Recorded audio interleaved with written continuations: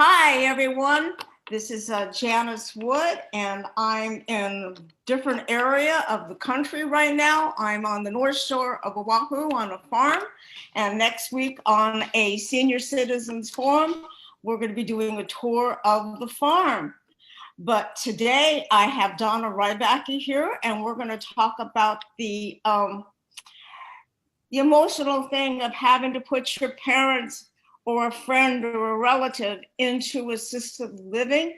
But first, a little bit about me. I'm a licensed insurance agent. My specialty is Medicare. I also do health insurance, and the ACA, or known in California as Covered California, is the open enrollment period is being extended until May 15th. The new administration has put back in the penalty. So if you don't have health insurance, you will be receiving a tax penalty. So that's why the date is so far off, because we want to make sure everybody knows that that penalty is going to be there. There's always been a penalty in the state of California if you didn't have insurance. But right now for Medicare insurance, it's still an open enrollment period for those that have Medicare Advantage plans. And that started January 1st, and it goes to March 31st. And you can change that Medicare Advantage plan at least one time. But we're not here to talk about that. We're here to talk about assisted living today. And I just got some interesting facts about assisted living. Did you know that there's over 835,000 people in the United States living in assisted living facilities? And that the average assisted living facility has 33 beds there. And it's just, the statistics are very interesting. I know it's an emotional time. And one of the things I just really appreciate about Donna is that she can work with people who are having these emotional feelings while they're trying to work with their loved one. I know I get phone calls at least 3 to 4 times a year from clients saying, I need to do something with my husband or my wife, or I don't know what to do with my parent. I just referred Donna to someone just recently that didn't know how to go about helping her parent. And Donna is able to do that. So Donna is going to talk about herself for a couple of minutes. But before we go in, we're going to talk about COVID-19. And I want to say before we start, neither Donna or I are experts on COVID-19. She is going to tell you how the assisted living places are handling the COVID-19. We can't help you get a vaccination, but she does know what's going on, the protocols for assisted living facilities. That is about as far as we can go in discussing COVID-19, okay? So Donna, tell us something about yourself. I know I met your daughter this morning, so exciting, okay? And I know you have more children. And talk about your certification programs that you help put into this very important area that you do. Okay. So I am a parent. I have 6 children. They're all grown up, and I have 4 grandchildren. And that is one of the main reasons that I feel my job has been so successful with helping families, because ever since I can remember, I wanted to have a big family, and that's where I've spent the most of my time. I homeschooled my kids, and it's just an enjoyable dynamic for me. So I like helping the family dynamic. So that's really why when families come to me, I have compassion, because I understand what they want. I understand how important it is for them to preserve the relationship with their parents, even as they're aging. So that's really one of the things that has pushed me into this industry. In regards to the certification, when I first signed up for this profession, after I did some research and met some placement specialists, I really felt like it was a good fit for me. And I sought out some training. And what I discovered was that in California, there was no certification for it and no licensing for it, which I didn't really feel was very correct. I felt like if you're going to be diving into someone's personal life, especially regarding their parents, finance, moving long-term, you need to have some credentials and you need to be certified so that people know that you know what you're doing and that they can trust you. So it was probably about 4 years ago that I teamed up with other placement agents like myself, and we created a group, which is now a national alliance that is supportive of the placement profession, as well as legislative actions to get licensing in many, many states. So there are states where it's a licensed profession, and in California, we're working towards that. As a matter of fact, there's a bill in Congress right now that's waiting to be talked about. So that's what that is. And we also have created a certification. So if somebody wanted to become a placement specialist, they could get certified. Okay, so that's really important to know that when you're looking for someone to place your loved one in an assisted living facility, that they are certified. So Donna, what is the difference between assisted living and a skilled nursing facility or rehabilitation facility? What is that difference?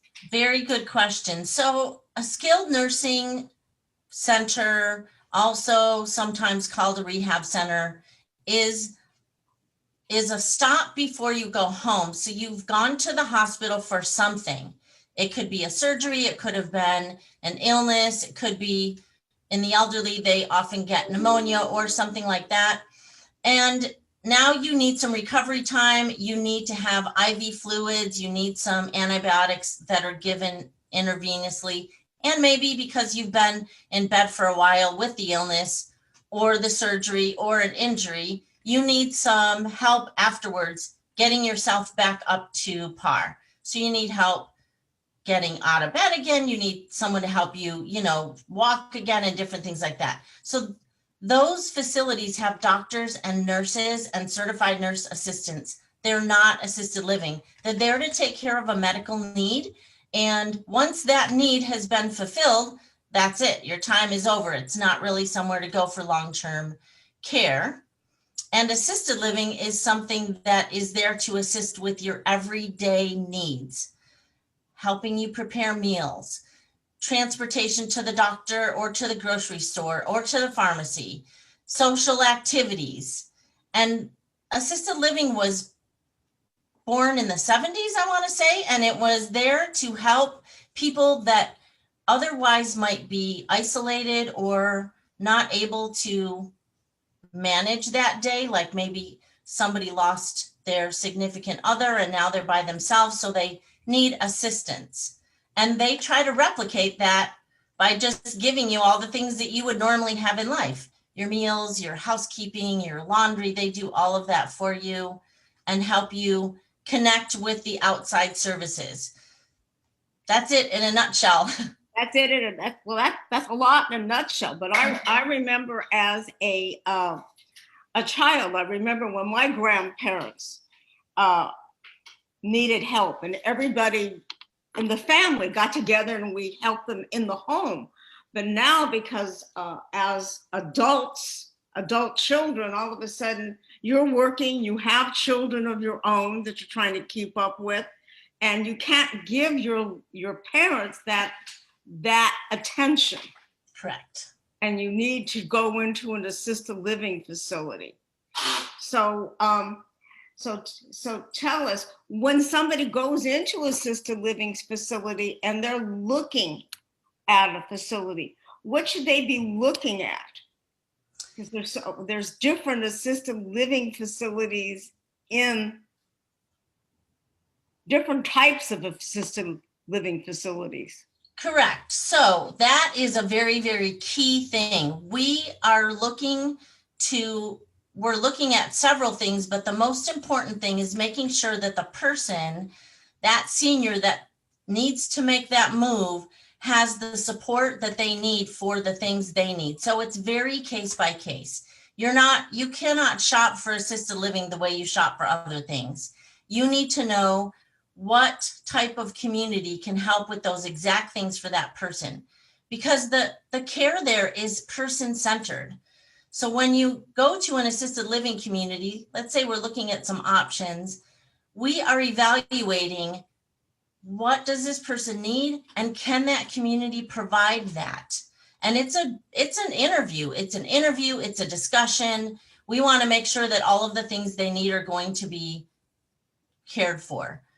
We're looking at how does this work for the family? We want to make sure the family can come and visit them. So we want to make sure that their apartment has enough seating for a family, or if it doesn't, if it's a studio, then they have seating outside in a common area for the family to gather. Very important that that family visits, and it's very important that they want to visit and they're not offended or turned off in any way by that community. So those are important factors. Obviously, dementia and physical disabilities come into play. And that's why there are so many different types of assisted livings, because there's different needs for people. Okay. Now, you talked about people being able to visit their family member or their friend, okay? During this pandemic that we're living in right now. And we're hearing so much about, how assisted living places, the skilled nursing rehab places have been affected by the COVID-19. So what has been your experience? So the experience that we're having in assisted living is that pretty much last year when things changed and we were all sheltering in place, they were doing the same thing. So they were staying in their rooms. They were having their food being delivered to their door, just like we were when the restaurants closed. And all of the help they needed was coming to them personally in the rooms. The assisted livings added staff or took staff that would normally be outside, maybe doing marketing, and they brought them in to help the residents with whatever they needed. As things progressed and we learned more about the safety protocols, then they put the safety protocols in. So if they were coming out of their rooms and getting together in small groups, they were wearing masks, they had sanitation stations, they were keeping themselves, free of passing along any germs, let's say. What they did also was they limited the amount of people coming into the facility. So only necessary people, nurses, doctors. If someone was getting hospice care, that was the only thing that was happening. Family members were visiting through the Zoom. They were doing FaceTime. They were doing phone calls. They could come to their parents' window if they were on a ground floor and visit them that way. And it wasn't because they wanted to keep people from their family. It was because we were trying to keep people safe from any, way that they could get ill. That developed into outdoor spots set up just for the family visits. And it really became popular. So it was like the most popular activity was scheduling a visit with your family. You could come into the courtyard. Everybody could be together, bring in food. There were a lot of things that happened. So it's still that way right now. Even though people now in the assisted livings are getting vaccinated, and I would say eventually it's going to change, and we're all looking forward to that. Okay. Yes, I know everyone is, because I know I have a relative who lives in Florida, and her mother was in assisted living, and they would go outside. Yep. And they would look at her, and I know she would be, because our family Zooms all the time, so she'd be talking about how emotional it was that you couldn't go in and touch her. Yeah. And now that also leads me to something I didn't think about before. What if your parent needs to go to the hospital from an assisted living place? That's a really good question, Janice. So that is really being carefully managed, very case by case, because the hospitals, unfortunately, are places where people can get an illness. So many communities have physicians groups and geriatric physicians that come to the community to see people. So they're trying to go through the process of elimination. Is it absolutely necessary that they have to go? If it is, then they're going to the hospital. And the rules that the hospital has are the rules that the hospital has. The assisted living arena doesn't really control that environment. Okay. Now, my other question for you, you mentioned it earlier, is that there's so many different types of assisted living places, but what if some type of memory care needs to be taken care of? Well, how do you select a place for someone who has dementia or Alzheimer's or a loss of memory is happening? Well, there are different stages of the memory loss, and there are many different types of dementia, over 100. So there's a lot. Here's how we do it. We basically like to know what the dementia is. Is it a Parkinson's? Is it Lewy body? Is it Alzheimer's? Is it just a mild cognitive impairment? That is very, very important, because each one of these dementias manifests its own symptoms, and those symptoms are the things that we are wanting to support and manage. So that's why when we are placing somebody with dementia, we need to know what it is. We need to know how it's affecting them so that we can show them the options that have the best support. And it's very detailed. It's not a one size fits all when it comes to that memory care. It's very specific, and that's how we choose. Okay. Because I know that's very emotional, because I have a friend right now who has a parent that has a major loss of memory care, but her mother is not willing to give up having him go into a place. I find it really interesting in that situation, because most people have that thought. And so one of the things that is probably the most rewarding part of it for me is watching the solution that we have found become a solution for everybody.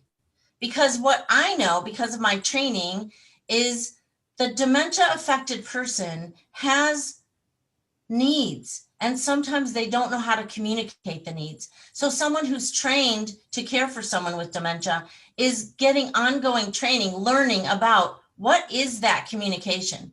So maybe they've screamed, or they're lashing out, or they're making some sort of, commotion that the family isn't used to, and that upsets the family. Well, a caregiver that's trained in that is going to understand that communication, even if it is a fist, or they threw something across the room, it's a communication that needs to be heard, and it needs to be understood. And many times family members don't have that patience. So what I have found, when we find the correct place, that person gets heard, they get understood, and the family can stand back and be a family member now. They don't have to be a caregiver to something they can't understand themselves. So the placement is very helpful. I mean, more than helpful, but it helps organize everything within the family and get it more normal, so to speak, because that dementia affected person is getting the help they need. Okay, very, very interesting, because I know I'm always hearing her talk about what's going on with her family, and there's some other issues, but I'm not going to discuss that here. Okay, so when you are there waiting lists to get into assisted living places? There can be. It just depends on the type of place. I would say, because of what's happened this past year when the COVID hit, many of the communities were not having their doors open to new residents coming in. So as the natural process of aging occurs and people eventually are going to age in place till the end, they had open spots. So right now we're not finding that there are waiting lists. Okay, well, that's really good because what I was reading is that the assisted living places, there's more going to be built as the baby boomer age we keep aging. And it's going to be real important that there's some form of control of what's happening in them. Yes. It's very, very scary. Now, I know I work with people that are on a low income area and they can't afford an assisted living place. So are there some facilities out there that help people with low income? Yes. So in California, the Medi-Cal program has option for assisted living. So what they've done is they have communities and care homes that have been designated to be homes for people that are receiving Medi-Cal assistance. Mm-hmm. So there's specific placement. There's a specific process, obviously, because it's a government thing. So when you apply, you have an agent that is assigned that works with the Medi-Cal program, and they help you find the placement in the facilities that Medi-Cal has designated. So it's very specific. It's not like you have to search far and wide because the list is finite. And I know there is a long list for those types of facilities. Yeah, so that is where there is a wait list, Janice. Yeah. Unfortunately, like many things, like that, there's a wait list for those facilities. Okay. Now the other thing is, now you don't qualify for a Medi-Cal or a Medicaid.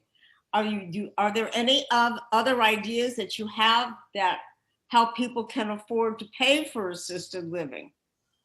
Well, we check with many things. So we check to see if they may have been a veteran, because for some veterans that have served during a war period with other criteria, there could be long-term care benefits, which come in a monetary form. So we check that.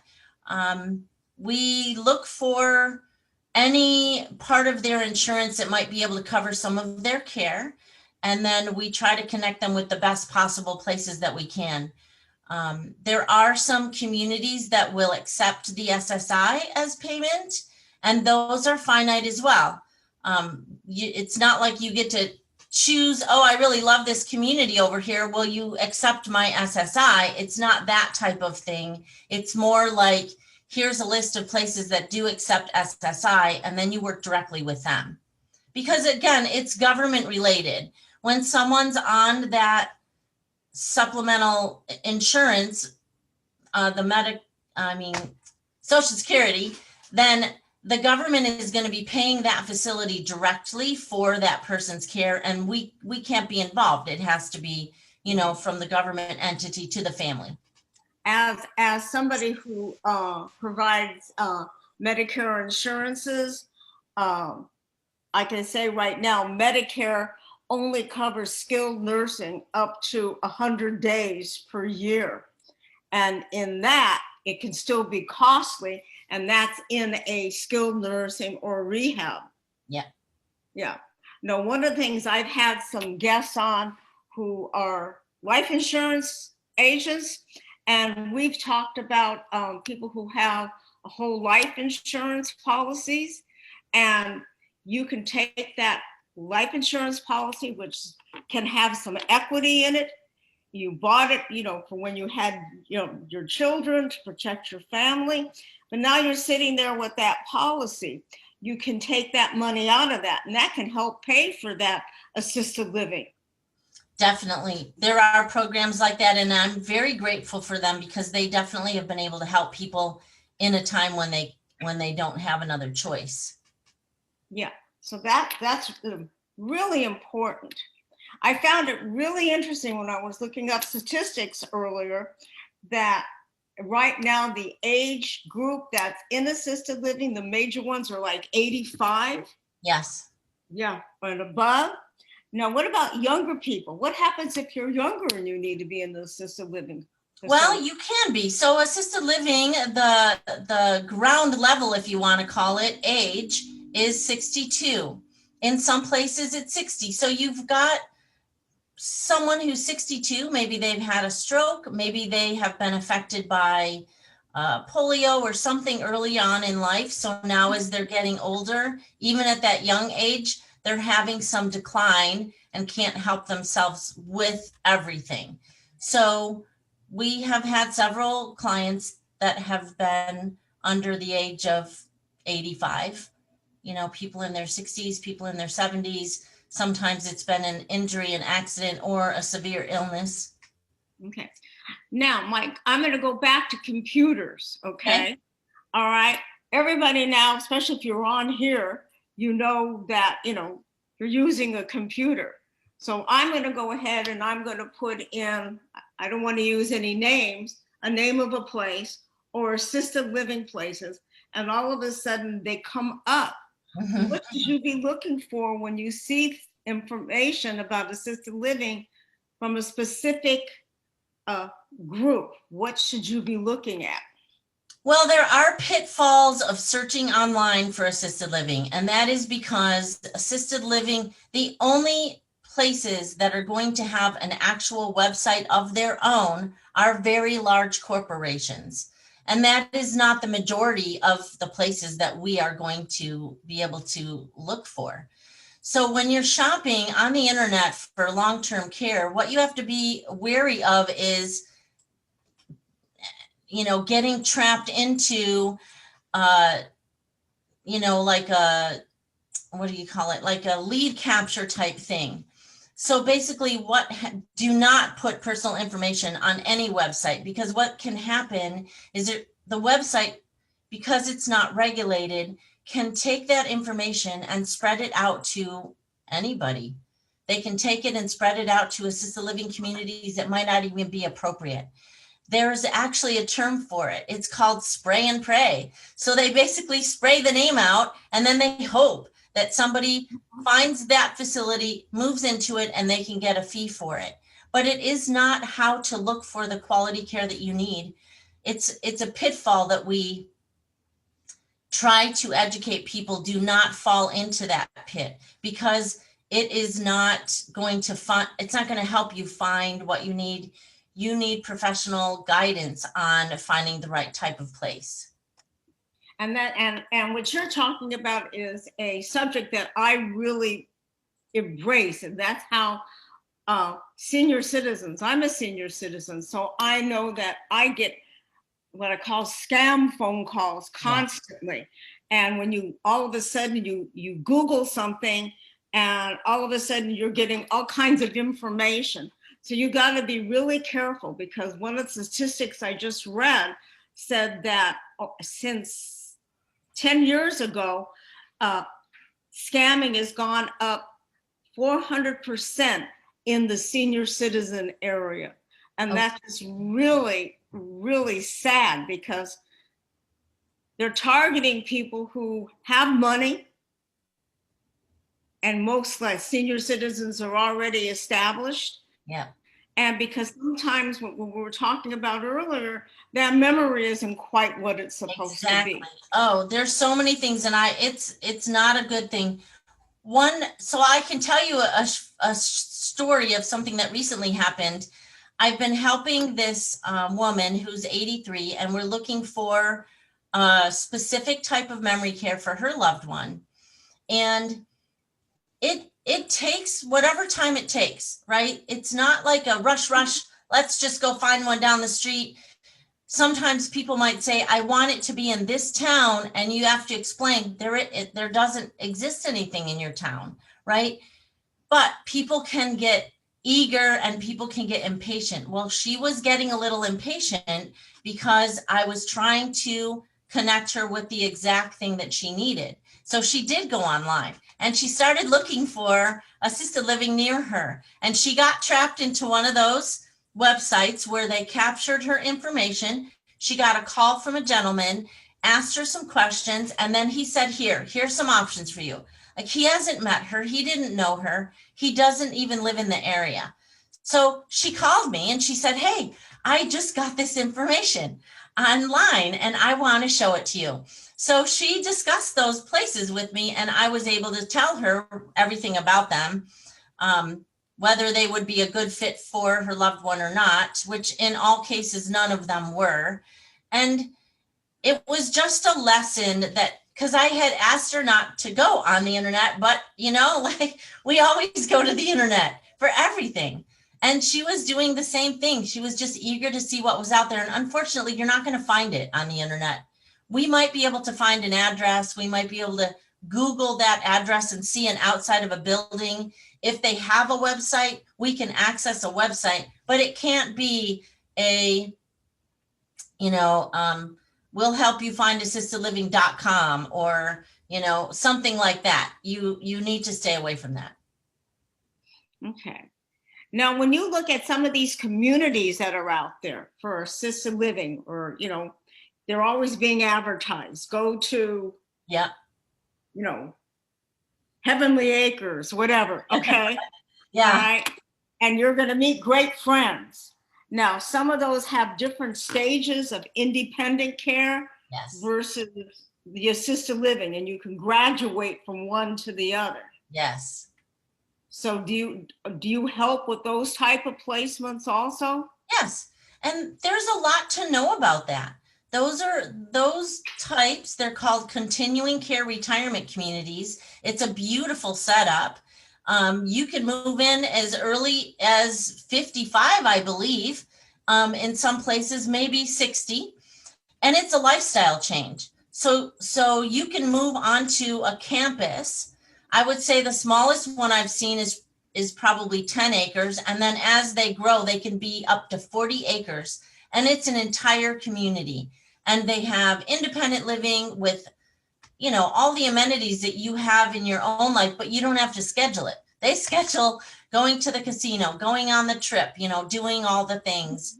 And then if you need assistance, let's say if you start needing help more than 8 hours a day, every day, they might suggest that you move into their assisted living, which might be a different building that has caregivers that are there all the time. And then if there's memory issues that exceed what a person can handle on their own, then there's going to be a memory care option there too. And in some cases, they'll have a skilled nursing right there on the campus so that really you can age in place, like literally.